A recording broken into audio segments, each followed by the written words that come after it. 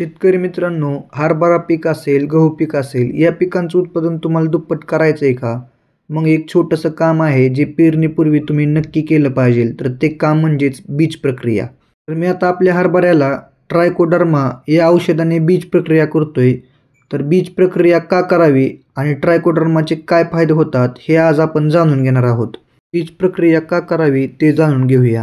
हरभऱ्याचं बी जमिनीत पडताक्षणी त्यावर मर रोग, मुळकूज आणि बुरशीजन्य रोगाचा सर्वाधिक हल्ला होतो आणि सुरुवातीचे 7 ते 15 दिवसाची अवस्था पिकांसाठी अत्यंत अवघड असते. त्यामुळे बीजावर ट्रायकोडर्माचा लेप दिल्यास बीजाभोवती एक नैसर्गिक कवच तयार होतो.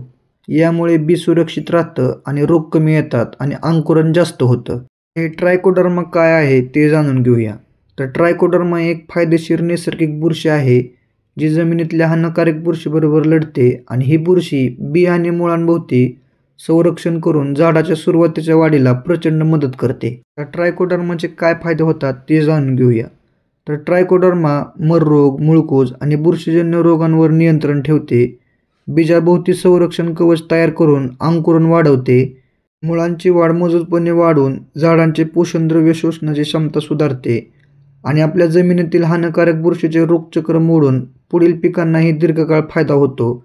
असे भरपूर फायदे आपल्याला ट्रायकोडर्माचा वापर केल्यामुळे मिळतात. डोस आणि वापर कसा करायचा आहे ते जाणून घेऊया.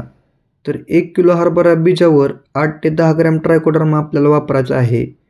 बीवर थोडं पाण्याचा शिंतोडा मारून आपल्याला ट्रायकोडर्माची पावडर वरती टाकून व्यवस्थित लेप द्यायचा आहे आणि सावलीत त्याला 10 ते 20 मिनिटं ठेवायचं आहे, वाळून द्यायचं आहे आणि नंतर आपल्याला त्याची पेरणी करायची आहे. बीज प्रक्रिया करत असताना हातामध्ये ग्लव्स वापरा.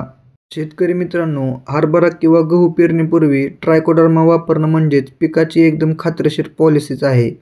व्हिडिओ आवडला असेल तर नक्की शेअर करा आणि आपल्या ER फार्मर या यूट्यूब चॅनलला सबस्क्राईब करा.